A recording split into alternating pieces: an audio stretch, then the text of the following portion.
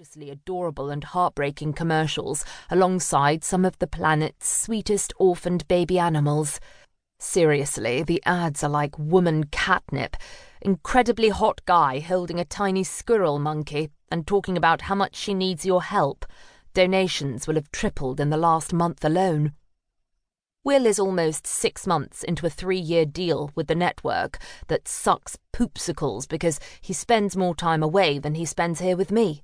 This has made planning our wedding rather a challenge since I insisted we don't go ahead without him and he's never here, so the date when we finally become Mr. and Mrs. is more of an abstract idea than a reality. His schedule is wildly unpredictable, and even though I never complain to him about it, I do miss him every single hour of every day. "Good morning, Princess Arabella," the woman behind the desk says. "The rest of your party is already in the change room." She's referring to my sister-in-law Tessa and her bestie Nikki, who have graciously brought me into their gang. A smile spreads across my face as I hurry down the hall to meet them. They're an absolute hoot, nothing at all like the stuffy girls with whom I grew up.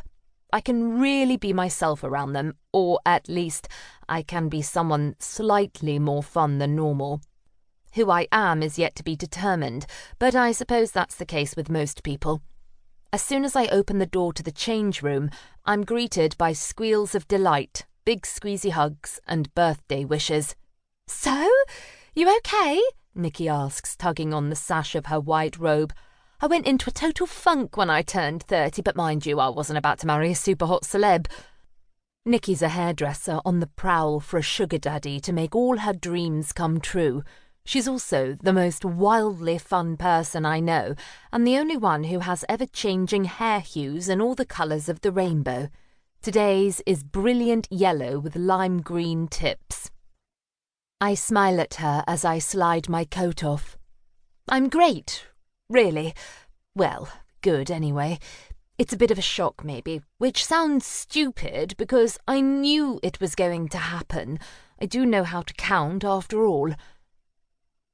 "But it's still the absolute shits, isn't it?"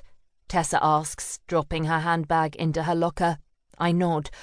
"Last night I spotted a rather long frown line exactly 1/3 of the way between my eyebrows and my hairline." I point to it while Tessa and Nikki crane their necks and narrow their eyes. "I don't see anything," Nikki says.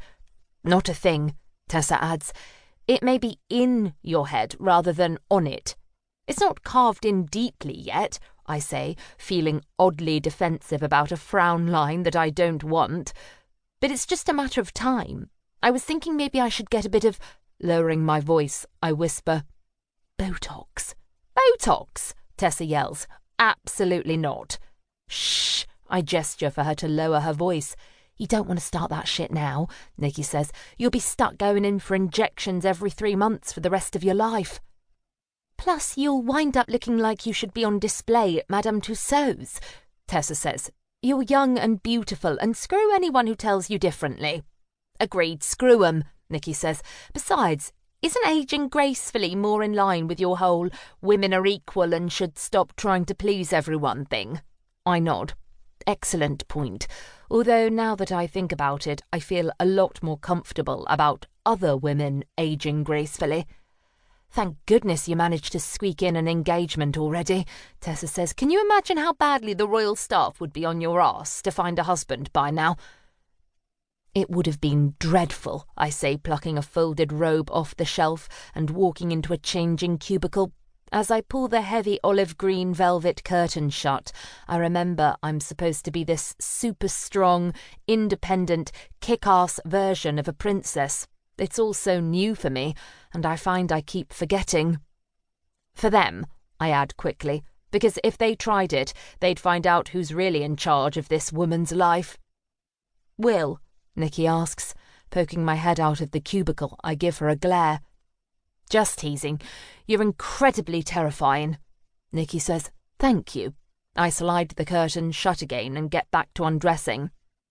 "That's what she wants us to think, right?" Nikki asks Tessa loudly enough to let me know she's having a go at me. "I think so," Tessa answers. "And you are, Arabella. You're utterly fierce." "Shut up, both of you," I say. There's a knock at the door, and a woman tells